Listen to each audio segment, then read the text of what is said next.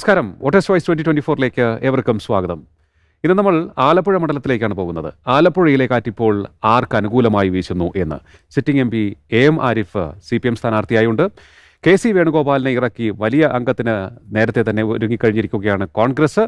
BJP സ്ഥാനാർത്ഥിയായി Shobha Surendran firebrand നേതാവും രംഗത്തുണ്ട്. എങ്ങനെയാണ് ഇപ്പോഴത്തെ പ്രചാരണ രംഗം തുടരുന്നത് എന്ന് നമുക്ക് പരിശോധിക്കാം. ചർച്ചയിൽ പങ്കെടുക്കുവാനായി നമ്മോടൊപ്പം ചേരുന്നു രാഷ്ട്രീയ നിരൂപകൻ ഫക്രുദ്ദീൻ അലി, ഒപ്പം തന്നെ കേരള കൗമുദി അസോസിയേറ്റ് എഡിറ്റർ ശങ്കർ ഹിമഗിരി. ഫക്രുദ്ദീൻ, എങ്ങനെ പോകുന്നു ഇക്കുറി ആരിഫിൻ്റെ സ്ഥിതി എന്താണ്? ആദ്യമൊക്കെ അദ്ദേഹത്തിന് സാധ്യത കുറവാണ്. KC വേണുഗോപാൽ വന്നാൽ പാടെ ശക്തമായ മുന്നേറ്റം അദ്ദേഹം കാഴ്ചവെച്ച് ആരിഫിനെ തൂഫാനാക്കും എന്നുള്ള വിലയിരുത്തലൊക്കെ വന്നിരുന്നു. അതിന് പിന്നാലെ ശോഭാ സുരേന്ദ്രനും വരികയാണ്. താമര ഈ ഉപ്പുവെള്ളത്തിൽ വാടില്ലെന്ന് എതിരാളികൾ പറയുന്നൊക്കെയുണ്ട്. എങ്ങനെയാണ് അവിടുത്തെ ചിത്രം? പല കാരണം കൊണ്ട് ശ്രദ്ധേയമാണ് ആലപ്പുഴ മണ്ഡലം എന്ന് പറയുന്നത്. കോൺഗ്രസിനെ സംബന്ധിച്ച് അതെ, പിന്നെ സംഘടനാ ചുമതലയുള്ള ദേശീയ സെക്രട്ടറി മത്സരിക്കുന്ന മണ്ഡലം. പിന്നെ ഇടതുപക്ഷത്തെ സംബന്ധിച്ചാണെങ്കിൽ കഴിഞ്ഞ തവണ മാനം രക്ഷിച്ച മണ്ഡലം. ഇപ്പോൾ BJPയെ സംബന്ധിച്ചാണെങ്കിൽ ശോഭാ സുരേന്ദ്രനെ പോലെ ഒരു നേതാവ്, പാർട്ടിയിലെ വനിതാ നേതാക്കളിൽ ഏറ്റവും പ്രമുഖ മത്സരിക്കുന്നൊരു മണ്ഡലം. ആ നിലയ്ക്ക് ആലപ്പുഴ CPMനെ സംബന്ധിച്ച് സംസ്ഥാന അടിസ്ഥാനത്തിലും കോൺഗ്രസിനെ സംബന്ധിച്ച് ദേശീയ അടിസ്ഥാനത്തിലും ഒക്കെ വലിയ പ്രാധാന്യമുള്ളൊരു മണ്ഡലം. അവിടെയാണ് ഈ മത്സരം നടക്കുന്നത്. അല്ല, അവിടുത്തെ കാര്യം അത്ര കൺഫ്യൂഷൻ ഉള്ളതെന്ന് എനിക്ക് തോന്നുന്നില്ല. അവിടെ ആരിഫ് ജയിക്കും. പിന്നെ നിങ്ങൾ പറഞ്ഞ് വേണുവല്ലേ, വേണു അങ്ങനെയാണ് കഴിഞ്ഞാണ് ഓടിപ്പോയതല്ലേ മത്സരിക്കാതെ. എന്തുകൊണ്ടാണ് വേണു ഓടിപ്പോയത്? അന്നല്ലായിരുന്നു. ഇവിടെ ആളുകൾ കേരളത്തിൽ കോൺഗ്രസ് പറയുന്ന പാർട്ടി ഇല്ലാതായിട്ട് കുറേ കാലമായി. പിന്നെ അത് CPMൻ്റെയും മസിൽ പഠിത്തം കൊണ്ട് CPM വിരുദ്ധ വോട്ടുകൾ ഇവിടെ സെക്കുലറിസത്തിൻ്റെ ശക്തമായ ഒരു ഗാർഡ് ഉള്ളതുകൊണ്ട് പിന്നെ BJPയിലേക്ക് പോകാതെ അത് കോൺഗ്രസിന് അനുകൂലമായിട്ട് വീഴുന്നതാണ്. എസ്പെഷ്യലി ആലപ്പുഴ പോലുള്ള സ്ഥലങ്ങളിലെല്ലാം തന്നെ. അപ്പോൾ കഴിഞ്ഞ തവണ ആയിരുന്നു രാഹുൽ ഗാന്ധി ഇവിടെ മത്സരിക്കുന്നു, ഒരുപക്ഷെ കോൺഗ്രസ് സെൻട്രലിൽ തിരിച്ചു വരാൻ സാധ്യത ഉണ്ടെന്നുള്ള ഫീൽ ഉണ്ടായത്. അങ്ങനെ ഫീൽ നോട്ട് നിരോധനമൊക്കെ വന്നല്ലോ. അപ്പോൾ കോൺഗ്രസ് വിചാരിച്ച് നാട്ടുകാർ മൊത്തം ഇത് പിന്നെ മോഡിക്കെതിരെ വോട്ട് ചെയ്യും. അങ്ങനെയുള്ള സാഹചര്യത്തിൽ വേണുദിനെ ഒളിച്ചോടി. ഇതിൽ ഏറ്റവും പ്രതികൂലമായ സാഹചര്യത്തിൽ വേണുദേ വന്ന് രക്തസാക്ഷിയാകാൻ വന്നിരിക്കുന്നു. മാത്രമല്ല വേണു രാജ്യസഭ MP ആണ്.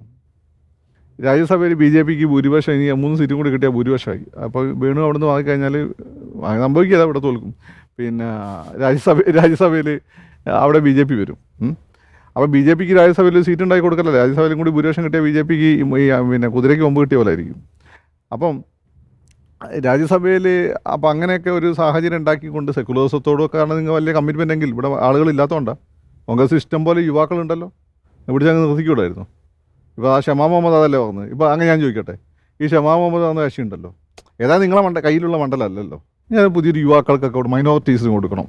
BJP മൈനോറിറ്റീസിനെ അവഗണിക്കുന്നതല്ല നിങ്ങളെ പരാതി. ആ ഷമാ മുഹമ്മദിനെ മത്സരിപ്പിച്ചുവിടാം. നല്ല ഇംഗ്ലീഷ്, നല്ല ഹിന്ദി. അപ്പോൾ എന്നാൽ പിന്നെ അവരങ്ങ് നിർത്തിയാൽ പോരായിരുന്നു.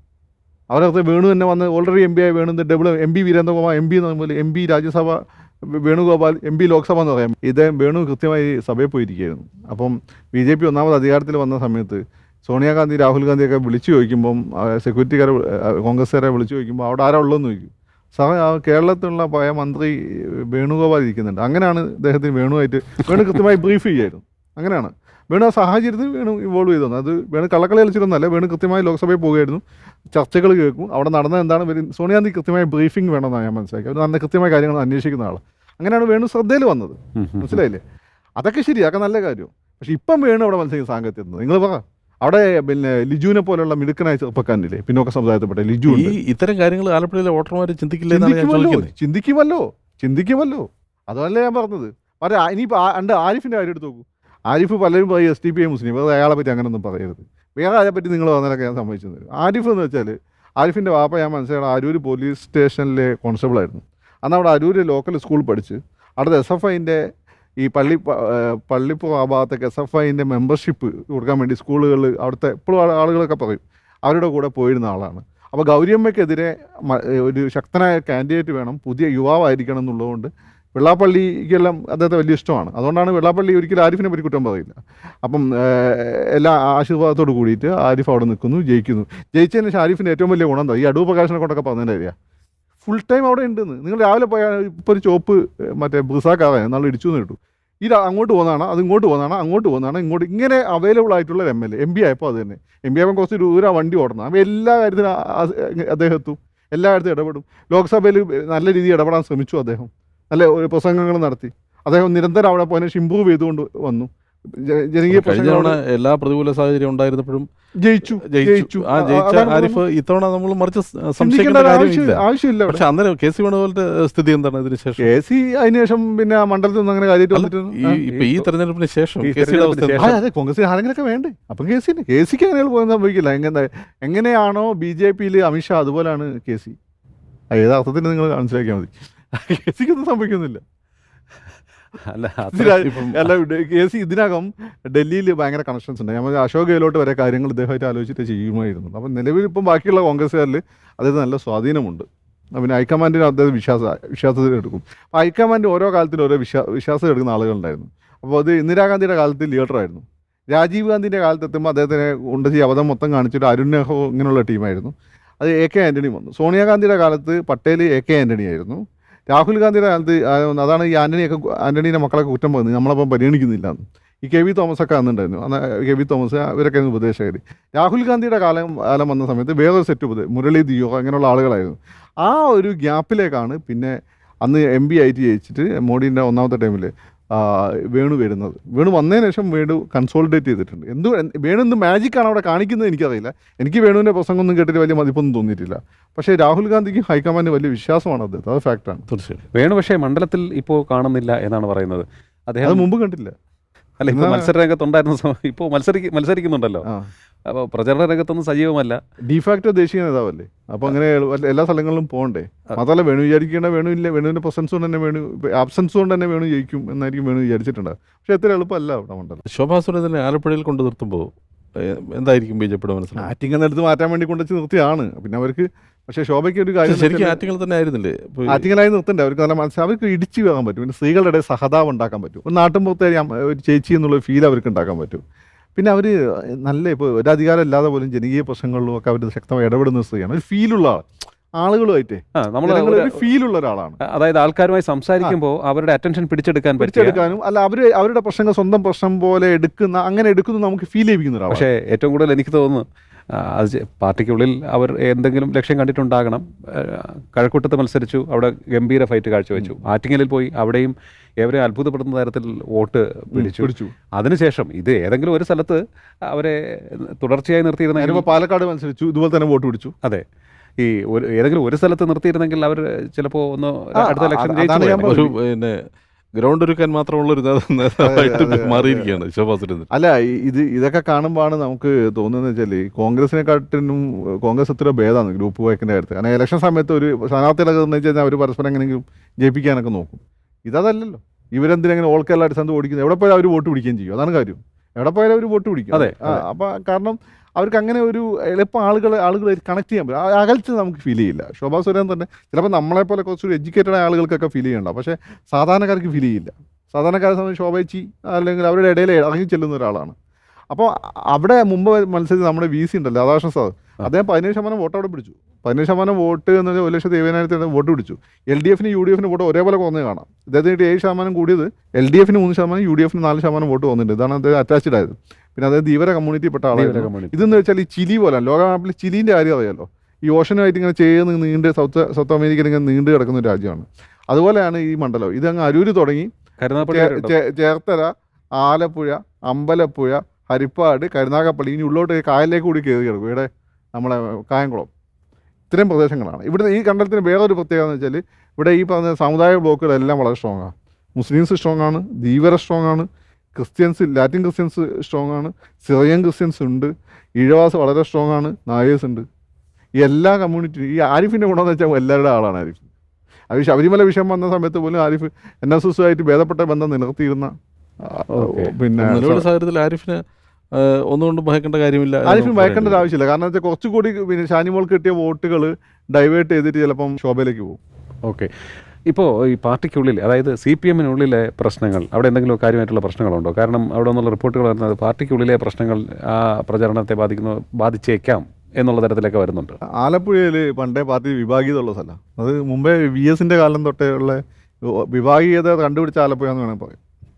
പണ്ട് VS ചൈനീസ് യുദ്ധത്തിൽ എന്തോ ചോര കൊടുത്തതുകൊണ്ട് VS-നെതിരെ ആക്ഷനൊക്കെ എടുത്ത സ്ഥലമാണ് പാർട്ടി. അത് കഴിഞ്ഞ ശേഷം VS-നെ തോൽപ്പിച്ച സ്ഥലമാണ്.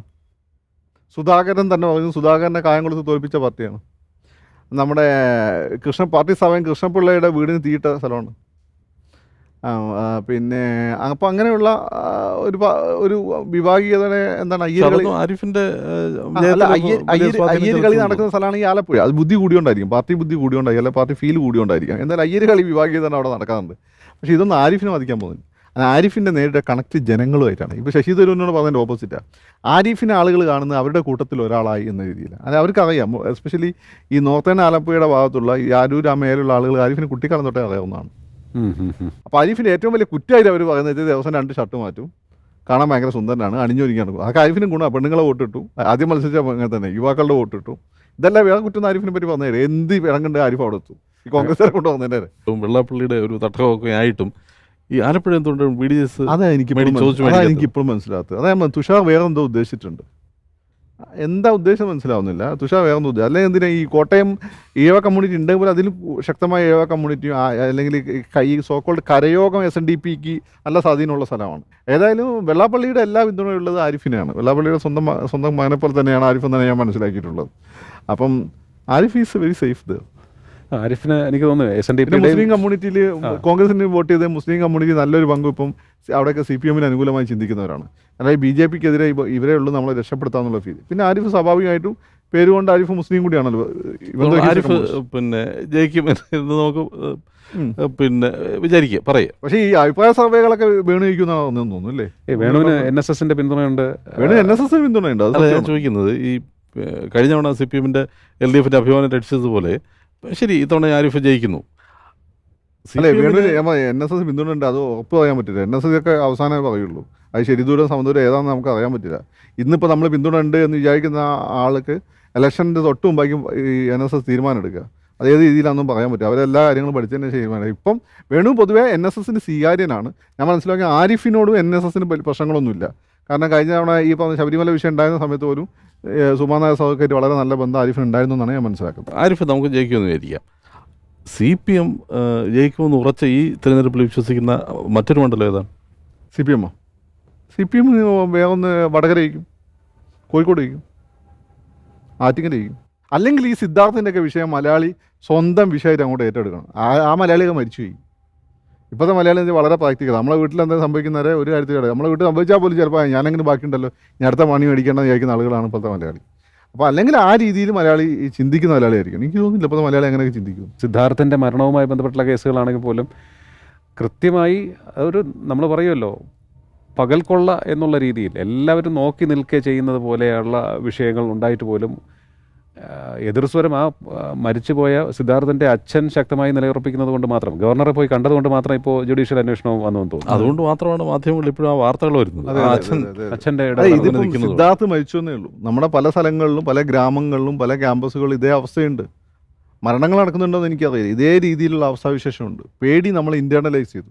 പ്രബുദ്ധ മലയാളി, ധൈര്യമുള്ള മലയാളി എന്നൊക്കെ ചത്തുപോയി. നമ്മൾ ഈ പേടി ഇൻറ്റേർണലൈസ് ചെയ്തിട്ടുള്ള എന്താണ് തമിഴന്മാരെ പോലെ ഒരു കിറ്റ് കിട്ടിക്കഴിഞ്ഞാൽ ആ കിറ്റ് കിട്ടിയവന് നന്ദി കാണിക്കുന്ന, നമ്മൾ മുമ്പ് കുറ്റം പറയും തമിഴനോട്, ശ്രീനിവാസൻ കുറ്റം പറയുന്നത് തമിഴന് ഒരു വട മേടിച്ചു കൊടുത്താൽ ആയുഷ്കാല നന്ദി ഉണ്ടാവും. മലയാളി ആ വട മേടിച്ചെടുത്ത് നമ്മളിങ്ങോട്ട് കുറ്റം പറയുന്നു, മടക്കി ഉപ്പില്ല എന്ന് പറയുന്നു. അത് ആ മലയാളി മാറി നമ്മൾ തമിഴനെക്കാട്ടിപ്പോൾ നന്ദിയുള്ള മലയാളികളാണ്. നമുക്ക് എന്തെങ്കിലും കൃത്യമായി തരുന്ന ആളുകളോട് നമ്മൾ നന്ദി കാണിക്കും. മറ്റുള്ളവർ എന്ത് സംഭവിച്ചു നമ്മളെ പ്രശ്നമല്ല. പ്രബുദ്ധത എന്നൊക്കെ നമ്മൾ ഇന്നലെ വിളിച്ച് വെറുതെ മലയാളിക്ക് ഒരു പ്രബുദ്ധതയും ഇപ്പോൾ ഇല്ല. നമ്മളെ കാര്യം മാത്രമേ ഉള്ളൂ. അതുകൊണ്ട് തന്നെ മറ്റൊരാളുടെ വിഷയം നമ്മൾ അവരുടെ സംഗീതം പോലെ ശ്രമിക്കുന്ന അവരുടെ വേദന സ്വന്തം വേദനയൊക്കെ ആ മലയാളിയൊക്കെ ചത്തുപോയി. ഇടതുപക്ഷത്തെ ഈ അക്രമ സ്വഭാവം വളരെ ആഴത്തിൽ ഗ്രസിച്ചുകൊണ്ടിരിക്കുകയാണ് എന്നുള്ള റിപ്പോർട്ടുകളൊക്കെയാണ് വന്നുകൊണ്ടിരിക്കുന്നത്. അപ്പോൾ അതൊക്കെ തന്നെയാണ് ഈ SFIയിലും നിലനിൽക്കുന്നത്, പല സംഭവങ്ങളും നിലനിൽക്കുന്നത് തോന്നുന്നു. പുതിയ കാര്യമൊന്നുമല്ലല്ലോ അക്രമ രാഷ്ട്രീയം ബന്ധപ്പെട്ട്. പണ്ടേ ഇടതുപക്ഷ സ്വഭാവം പിന്നെ ഇടതുപക്ഷത്തിൻ്റെ പറ്റിയിട്ടുള്ള നെഗറ്റീവായിട്ടുള്ള വാർത്തകൾ നമ്മുടെ ചുറ്റുപാടുണ്ടല്ലോ. പുതിയ കാര്യമൊന്നുമല്ല. അതുകൊണ്ടാണ് LDF വരുമ്പോൾ എപ്പോഴും രാഷ്ട്രീയ കൊലപാതകം കൂടുമെന്ന് അന്നൊരു ചർച്ച തന്നെ ഉണ്ടായിരുന്നു, കണക്കുകളുണ്ടായിരുന്നു. പക്ഷേ ഇപ്പം ആ രീതിയിലുള്ള രാഷ്ട്രീയ കൊലപാതകങ്ങളില്ല. നന്നായി സംസാരിക്കുകയും അതായത് ബുദ്ധിപരമായി സംസാരിക്കുകയും പ്രതികരിക്കുകയും ഇടപെടുകയും ഒക്കെ ചെയ്തിരുന്ന നേതൃനിര SFIക്ക് ഉണ്ടായിരുന്നു. പക്ഷേ ഇപ്പോൾ അക്രമം കാണിക്കുന്ന ഒരു നേതൃനിര മാത്രമല്ല ഇത്. വായി തോന്നിയത് വിളിച്ച് പറയുക, എന്തെങ്കിലുമൊക്കെ വിളിച്ച് പറയുക, അങ്ങനെ ഒരു അത്രയും അധപ്പതിച്ച് പോയൊരു അവസ്ഥയിലേക്ക് ഇടതുപക്ഷം അല്ലെങ്കിൽ SFI യുവജന CPMൻ്റെ യുവജന പ്രസ്ഥാനങ്ങൾ പോവുക എന്ന് പറയുമ്പോൾ അതിപ്പോൾ മലയാളി മാറുന്ന SFIക്കാരൻ മാറണ്ടേ? ഇപ്പോൾ ഉദാഹരണമായിട്ട് പണ്ടൊക്കെ ഇവിടെ ഓടിക്കൊണ്ടിരിക്കുന്ന ഒരു ഹോളിവുഡ് സിനിമ പിന്നെ ഏതായിരുന്നു, ടൈറ്റാനിക്. ഊഷ്മളമായ എന്താ പറയുക പരിശുദ്ധമായ പ്രണയകഥ പറയുന്ന സിനിമയാണ്. ഇപ്പോൾ ഓടിക്കൊണ്ട് ഈ ജോൺ വിക്കാണ്. ജോൺ വിക്കിന് ഒരു ഒരു ഒരു പെൻസിൽ മതി 4 ആളൊക്കെ കുത്തിക്കൊല്ലേ. അമ്മാരുടെ സിനിമകളാണ് ഇവിടെ ഓടിക്കൊണ്ടിരിക്കുന്നത്. അപ്പം മലയാളി മാറി. ഞാൻ പറഞ്ഞ പ്രബുദ്ധമായ മലയാളിയുടെ കാലത്ത് നിങ്ങൾ പറയുന്നത് അന്ന് ഈ പറയുന്ന റിയാസിനെ പോലെ ഈ മലയാളിക്ക് സംഭവിച്ച ആ മാറ്റമാണ് അതല്ല, അതാണ് ഫക്രുദ്ദീൻ നേരത്തെ പറഞ്ഞത്. അപ്പൊ അതുകൊണ്ടാണ് CPM-ന് ഒരു മേൽക്കൈ കിട്ടും എന്ന് നമ്മൾ വിചാരിക്കേണ്ടത്. അല്ല, സ്വാഭാവികം. മുമ്പൊക്കെ ആണെങ്കിൽ സിദ്ധാർത്ഥിനെ പോലെ ഒരൊറ്റ കേസ് മതി ഇലക്ഷൻ റിസൾട്ട് മാറ്റാൻ. രാജീവ് ഗാന്ധിയുടെ മരണമാണ് അന്ന് പിന്നെ നാനാൾക്ക് ഇട്ടേണ്ടിയിരുന്ന തുടർഭരണം ഇല്ലാതാക്കിയത്. ഓരോ അവസ്ഥ നിങ്ങൾ അതുപോലെ കല്ലുവാതുക്കൽ ദുരന്തം, അതാണ് ഒരു സമയത്ത് നെഗറ്റീവായിട്ട് കാണിച്ചത്. പിന്നെ കൊല്ലത്തുനിന്ന് വേറെ ഒരാളെ ഒരു ദിവസം കാണാതായി, ഇലക്ഷൻ കഴിഞ്ഞ് അയാൾ തിരിച്ചു വന്നു, അതാണ് വേറൊരു ഇലക്ഷനെ ബാധിച്ചത്. ഇങ്ങനെയായിരുന്നു കേരളത്തിൽ ഇലക്ഷനെ ബാധിച്ചുകൊണ്ടിരുന്നത്. ഇപ്പം അതൊക്കെ മാറി. ഇപ്പം മലയാളിക്ക് അപ്പോൾ എന്നൊരു പ്രശ്നമേ അല്ല. ഇപ്പോൾ കുഴപ്പമില്ലാതെ നിങ്ങളെ കാര്യങ്ങൾ നടന്നു പോയിട്ടുണ്ടെങ്കിൽ സ്വാഭാവികമായിട്ട് നിങ്ങൾ നന്ദി കാണിക്കും. മലയാളി നന്ദിയുള്ളവനായി മാറി. പണ്ട് നന്ദി എന്ന സാധനം മലയാളിക്കില്ലായിരുന്നു. ഈ നായനാരൊക്കെ എന്തൊക്കെ കാര്യങ്ങൾ ചെയ്തിട്ടുണ്ടെന്ന് തിരിച്ചു കുത്തും ഒരു കാര്യമില്ലാതെ, അക്രമ രാഷ്ട്രീയം എന്ന് പറഞ്ഞുകൊണ്ട്. ഇപ്പം അത് മാറി. അപ്പോൾ അതുകൊണ്ട് അത് പേടിക്കേണ്ട ആവശ്യം. രണ്ട്, സമൂഹം അങ്ങനെ മാറിയപ്പോൾ SFI പണ്ടത്തെ പോലെ ഇപ്പോൾ പണ്ട് റിയാസിൻ്റെ ശംസീദിൻ്റെ അവരൊക്കെ നേതാക്കന്മാരായിരുന്ന സമയത്ത് പറഞ്ഞ പോലെയുള്ള വലിയ പ്രബുദ്ധമായ കാര്യങ്ങൾ പറഞ്ഞ് പോയി പണിയൊക്കെ മാറി പിള്ളേർക്ക് പ്രശ്നം DJ ആണ്. അപ്പോൾ അതിനനുസരിച്ച് കാലം മാറി. അപ്പോൾ ഒരു സിദ്ധാർത്ഥനെ വരണം പറഞ്ഞാൽ സിദ്ധാർത്ഥനെ അങ്ങോട്ട് എടുത്തിട്ട് അവരവിടെ നിന്ന് DJ കളിക്കും. അതാണ് ഇപ്പോഴത്തെ പിള്ളേർ. മനസ്സിലായില്ലേ? അപ്പോൾ അതുകൊണ്ട് ഇതൊരു വലിയൊരു പ്രശ്നം എനിക്ക് തോന്നുന്നില്ല. അല്ലെങ്കിൽ ആ രീതിയിലൊരു ഇനി അങ്ങനെ ഒരു കുറച്ചൊരു ആൻറ്റി ഇൻകംബൻസി വരികയാണെങ്കിൽ മാത്രമാണ്. അത് ഞാൻ അത്ര വിസിബിളായി കണ്ടില്ല. കാരണം ഇതിൻ്റെ തൊട്ട് മുമ്പ് നടന്ന പഞ്ചായത്ത് ഇലക്ഷനിലെല്ലാം തന്നെ LDF-നാണ് മുൻകൈ ഉള്ളത്. അങ്ങനെ ഒരു ആൻറ്റി ഇൻകംബൻസി ഉണ്ടായിരുന്നെങ്കിൽ അങ്ങനെ ഒരു വിജയം അവർക്ക് ഉണ്ടാവില്ലായിരുന്നു. തെരഞ്ഞെടുപ്പിന് ഇത്രയും ദിവസങ്ങൾക്ക് മുൻപ് ഇരുന്ന് ചർച്ച ചെയ്യുന്നത് ഈ ഇപ്പോൾ CPM-നെതിരെ പറയുന്ന ആളുകൾ തന്നെ പിന്നെ ഈ തെരഞ്ഞെടുപ്പിനോട് അടുത്ത ദിവസങ്ങളിലും പോളിംഗ് ബൂത്തിലും എത്തുമ്പം നേരത്തെ ചിഹ്നം കാണുമ്പം വോട്ട് ചെയ്യുന്ന ഒരു രീതി. അല്ല, രണ്ട് കാര്യമുണ്ട്. ഒന്ന് CPM-ന് ആ ചിഹ്നത്തിന് വോട്ട് ചെയ്യും. രണ്ടാമത്തെ കാര്യം നിങ്ങൾക്ക് ഓൾട്ടർനേറ്റീവ് ആരാന്ന് ഏറ്റവും വലിയ സംസ്ഥാന തലത്തിലും ദേശീയ തലത്തിലും അത് തന്നെയാണ്. ഓൾട്ടർനേറ്റീവ് ഇല്ല എന്നുള്ളതാണ് പിണറായി വിജയൻ ഈ പറഞ്ഞ പ്രശ്നങ്ങളൊക്കെ ഉണ്ട്. ഇതാണ് പ്രശ്നം അല്ലേ? ബദലില്ല എന്നുള്ള നിങ്ങൾ ഒരു കോവിഡ് പോലെ നിപ്പ പോലെ കഴിച്ചത് ഇവിടെ കോൺഗ്രസ് വെച്ചാൽ എന്താ സംഭവം? 4 മന്ത്രിമാർ ഒരു ഈ പറയുന്ന മാസ്ക് മേടിക്കേണ്ട കാര്യം തീരുമാനം ഹൈക്കമാൻഡിലേക്ക് പോകും. 4 ഫ്ലൈറ്റ് കയറിയിട്ട് എന്നിട്ട് 5ാമത്തെ ദിവസം തീരുമാനം. അതിനൊരു കോവിഡ് എന്ന് കുറേ ആളുകൾ വരച്ചിട്ടുണ്ടാവും. പിണറായി വിജയൻ ഒറ്റ ആളേ ഉള്ളൂ. ഇന്ന് CPM-ന്റെ ദേശീയ കാലത്ത് ഏറ്റവും വലിയ നേതാവാണ്. പാർട്ടി അദ്ദേഹത്തിൻ്റെ കയ്യിലാണ്. ഒറ്റ തീരുമാനമേ ഉള്ളൂ. അത് ജനങ്ങൾക്ക് അതുകൊണ്ട് ഗുണം കിട്ടിയ ജനം വിശ്വസിക്കുന്നു. അതല്ല കാര്യം. ഓൾട്ടർനേറ്റീവ് ഉണ്ട്. ഉമ്മൻചാണ്ടി സാർ ഇപ്പോൾ ജീവിച്ചിരുന്ന് ലൈവായിട്ട് ഒരു പക്ഷേ ഇതായിരുന്നില്ല അവസ്ഥ. അപ്പോൾ ഓൾട്ടർനേറ്റീവ് ഇല്ല. പിന്നെ രണ്ട്, നമ്മുടെ നാട്ടിൽ എന്തൊക്കെ പറഞ്ഞ ജാതീയമായ വോട്ടുകളുണ്ട്. കോൺഗ്രസിന് ഏറ്റവും കൂടുതൽ കിട്ടിക്കൊണ്ടിരുന്ന വോട്ടാണ്, ഫിക്സ്ഡ് വോട്ടാണ് മുസ്ലിംസിനെയും ക്രിസ്ത്യാനികളെയും വോട്ട്. അത് LDF-ന് കിട്ടില്ലായിരുന്നു. ഇപ്പോൾ എന്ത് സംഭവിച്ചു? പിണറായി വിജയൻ അതിലും കടന്നു കയറി. കാരണം മുസ്ലിങ്ങളെ സംരക്ഷിക്കാൻ ഞങ്ങളേ ഉള്ളൂ, ക്രിസ്ത്യാനികളെ ഞങ്ങൾ ഭയങ്കര പിതാക്കന്മാരോടൊപ്പം ഞങ്ങൾ വലിയ ബഹുമാനമാണ്, ഞങ്ങൾ പന്നീനെ വെടിവെച്ച് കൊല്ലാനുള്ള ലൈസൻസൊക്കെ തന്നില്ലേ. അതുപോലെ തന്നെ ഈ നാടാ ക്രിസ്ത്യൻ വിവാദപ്പെട്ട ആളുകൾക്ക് സംവരണം കൊടുത്തു. അങ്ങനെയാണല്ലോ ഈ അരുവിക്കര വലിയ ഷിഫ്റ്റ് വന്നത്. അപ്പം എല്ലാവർക്കും ആക്സസിബിളായി. എന്തൊക്കെ CPM-ന് നെഗറ്റീവ് ഉണ്ടായിരുന്നോ മൈനോറിറ്റി, അതൊക്കെ പോസിറ്റീവായിട്ട് മാറി. എന്നാൽ കോൺഗ്രസിനെ സംബന്ധിച്ച് ഒന്നിനും കൊള്ളാത്ത പാർട്ടി എന്നുള്ള ഫീൽ അവരുണ്ടായി. അവർ അകന്നു പോവുകയും ചെയ്തു. ഇതാണ് ബാക്കി ആക്ഷേപങ്ങളും പ്രതിരോധങ്ങളും എല്ലാം അങ്ങനെ നിൽക്കുമ്പോൾ തന്നെ പാർട്ടിയില്ല. നന്ദിയുള്ള മലയാളിയുടെ കാലത്ത് കാര്യങ്ങൾ നടക്കും എന്നുള്ളതാണ്. ശോഭാ സുരേന്ദ്രനിലേക്ക് കുറച്ചുകൂടി വരണമെന്ന് തോന്നുന്നു. അപ്പോൾ ശോഭാ സുരേന്ദ്രൻ നിന്ന സ്ഥലങ്ങളിലൊക്കെ ഒരു ചലനം ഉണ്ടാക്കിയ നേതാവാണ്. അവർ അതേ ഒരു എഫിഷ്യൻസി ആലപ്പുഴയിലും പ്രകടിപ്പിച്ചാൽ, അതായത് ഈഴവ വോട്ടുകൾ കംപ്ലീറ്റ്, അല്ലെങ്കിൽ ഈ നല്ലൊരു ശതമാനം ഈഴവ വോട്ടുകൾ പിടിക്കുന്നു, BDJS-ന്റെ മെക്കാനിസം അവിടെ വർക്ക് ചെയ്യുന്നു, അങ്ങനെയൊക്കെ വന്നു കഴിഞ്ഞാൽ അവർ പിടിക്കുന്ന വോട്ട് ആർക്കായിരിക്കും ദോഷം ചെയ്യുന്നത്? BDJS-ന്റെ മെക്കാനിസം അവിടെ കാര്യമായിട്ട് വർക്ക് ചെയ്യില്ല. കാരണം എന്ന് വെച്ചാൽ വെള്ളാപ്പള്ളിയിലെ കംപ്ലീറ്റ് സപ്പോർട്ട് ആരിഫിനാണ്, ഞാൻ മനസ്സിലാക്കിയെടുത്തോളം. അതിന് മാറ്റമൊന്നും സംഭവിച്ചില്ല എന്നാണ് എനിക്ക് കിട്ടുന്ന ഒരു വിവരം. അപ്പോൾ BDJS സംഘടന അങ്ങനത്തെ ലൈവായിട്ട് ആരിഫ് തോൽക്കുന്ന ഒരു സാഹചര്യം ഉണ്ടാകാൻ വെള്ളാപ്പള്ളി സമ്മതിക്കില്ല. അദ്ദേഹത്തിന് വലിയ ഇഷ്ടമാണ് ആരിഫിനെ. പിന്നെ രണ്ടാമത്തെ കാര്യം എന്ന് വെച്ചാൽ ഇവർ വോട്ട് പിടിക്കും. അത് ബോത്ത് UDF-ന്റെ LDF-ന്റെ വോട്ട് നായസിൻ്റെ ഇടയിലും പിടിക്കും, ഈഴവാസിൻ്റെ ഇടയിലും പിടിക്കും. അപ്പോൾ നഷ്ടപ്പെടുന്ന വോട്ട് ഏതാണ്ട് എന്താവും പരസ്പരം അങ്ങോട്ടും ഇങ്ങോട്ടും ക്യാൻസൽ ചെയ്യും. അപ്പം ഫൈനലി വരുന്ന സമയത്ത് ആരിഫിന് എഡ്ജുണ്ടാവും. ഇവർ വളരെ ക്ലോസ് ആയിട്ടുള്ള സെക്കൻഡിലേക്ക് ചിലപ്പോൾ അവർ വരും. ഓക്കെ, അപ്പം ആലപ്പുഴയുടെ വിഷയം വേറൊന്ന് നോക്കുകയാണെന്നുണ്ടെങ്കിൽ, ഈ ആലപ്പുഴ ഇത്രയും ആണ് എങ്കിൽ തന്നെയും വികസനം എത്രത്തോളം കാര്യമായി എത്തിയിട്ടുള്ള ഒരു ജില്ലയാണ്. കാരണം ഒട്ടേറെ ഓപ്ഷൻസ് ഉണ്ട് എങ്കിൽ പോലും ആ രീതിയിൽ വികസനം വരുന്ന ഒരു ജില്ലയാണോ? ആരിഫിൻ്റെ കയ്യിൽ അരൂർ നിയോജകമുണ്ട് നിയമസഭ കൊടുത്തതിന് ശേഷം എന്തൊക്കെ മാറ്റങ്ങൾ. അവിടെ പള്ളിപ്പോ ഒരു ദ്വീപുണ്ട്. അവിടെ ആ ദ്വീപിനെ 4 ഭാഗത്തും ആരിഫ് 2 ഭാഗത്ത് ഒരു ഭാഗത്ത് വലിയൊരു പാലം പണിഞ്ഞു മെയിൻലാൻഡുമായിട്ട് കണക്ട് ചെയ്തുകൊണ്ട് അത് വേറൊരു പിന്നെ പാലത്തിൻ്റെ പണി തുടങ്ങി വെച്ചു എന്നാണ് ഞാൻ കേട്ടത്. അങ്ങനെ പിന്നെ റോഡുകൾ ചെയ്തു. ആരിഫ് വളരെ നന്നായിട്ട് അവിടെ ചെയ്ത് MLA ആയിരുന്ന സമയത്ത് ചെയ്തിട്ടുണ്ട്. പിന്നെ അവിടെ പിന്നെ ഹൈവേസ് കുഴപ്പമില്ല, അവിടുത്തെ ഒരു പ്രത്യേക കാലാവസ്ഥ കൊണ്ട് ഈ പറയുന്നത് പോലെ നാഷണൽ ഹൈവേ അതോറിറ്റിയുടെ പിന്നെ അശ്രദ്ധ കൊണ്ടുമായിരിക്കാം പലപ്പോഴും കുണ്ടും കുഴി ആവാറുണ്ട്. ബട്ട് സീസൺ അനുസരിച്ച് മാറിക്കൊണ്ടിരിക്കും.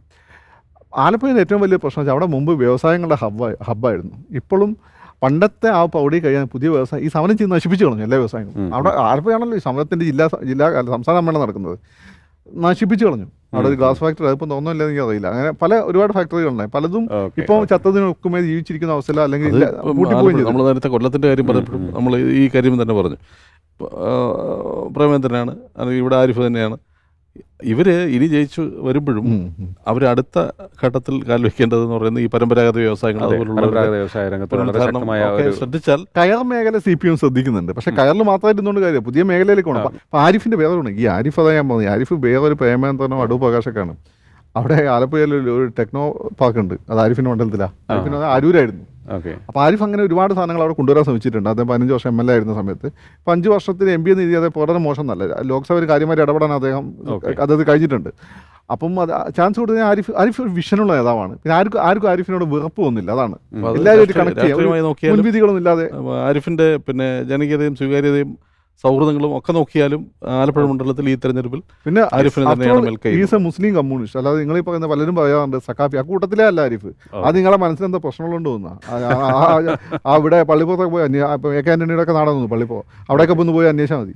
ഓക്കെ, അപ്പോൾ അതാണ് ആലപ്പുഴയിലെ ചിത്രം. ആലപ്പുഴ ഇക്കുറിയും ആരിഫിന് തന്നെ ആയിരിക്കും എന്നുള്ളതാണ് ഇപ്പോഴത്തെ വിലയിരുത്തൽ. കാരണം അദ്ദേഹം MLA ആയിരുന്നപ്പോഴും കഴിഞ്ഞ 5 വർഷം MP ആയിരുന്നപ്പോഴും ചെയ്ത വികസന പ്രവർത്തനങ്ങൾ, ഇടപെടലുകൾ, ജനങ്ങൾക്ക് ഒപ്പം നിന്ന സാഹചര്യങ്ങൾ, ഇതെല്ലാം അദ്ദേഹത്തിന് അനുകൂലമായ ഒരു സാഹചര്യം നിലവിൽ സൃഷ്ടിച്ചെടുത്തിട്ടുണ്ട്. അതിനെ തകർക്കുവാൻ തക്ക പ്രകടനങ്ങളുമായി മുന്നോട്ട് വരുവാൻ പ്രതിപക്ഷത്ത് അല്ലെങ്കിൽ എതിർസ്ഥാനത്ത് നിൽക്കുന്നവർക്ക് സാധിച്ചിട്ടില്ല. BJPക്ക് പൂർണ്ണമായ ഒരു മുന്നേറ്റം അവിടെ നടത്താൻ സാധിക്കുമോ എന്ന് കാത്തിരുന്ന് കാണേണ്ട കാര്യമാണ്. ആ കാത്തിരുന്ന് കാണാനുള്ളൊരു നേരിയ സാധ്യത മുന്നോട്ട് വയ്ക്കുന്നത് അവിടെ ശോഭാ സുരേന്ദ്രൻ ആയതുകൊണ്ട് മാത്രം. മറ്റാരെങ്കിലും ആയിരുന്നെങ്കിൽ ഏറെ പിന്നിലേക്ക് പോകാനും സാധ്യതയുണ്ടായിരുന്നു. എന്തായാലും ഇനിയുള്ള ആഴ്ചകളിൽ ഏത് തരത്തിലുള്ള പ്രവർത്തനങ്ങളാണ് അവിടെ ഓരോരുത്തരും കാഴ്ചവെക്കുന്നത് എന്നുള്ളതും നിർണായകമായിരിക്കും. പിന്നിൽ നിന്നുള്ള കുത്തലും ഇവിടെ ഒരു പാർട്ടിയിലും ഉണ്ടാകാതിരുന്നാൽ ഈ രീതിയിലുള്ള ഒരു റിസൾട്ടായിരിക്കും അവിടെ ഉണ്ടാകാനുള്ള സാധ്യത കൂടുതലും എന്നാണ് പറഞ്ഞിരിക്കുന്നത്. ചർച്ചയിൽ പങ്കെടുത്ത ഫക്രുദ്ദീൻ അലി, ഒപ്പം തന്നെ ശങ്കർ ഹിമഗിരി, ഇരുവർക്കും നന്ദി. വോട്ടേഴ്സ് ചോയ്സിൻ്റെ ഇന്നത്തെ അധ്യായം ഇവിടെ പൂർണ്ണമാകുന്നു. നമസ്കാരം.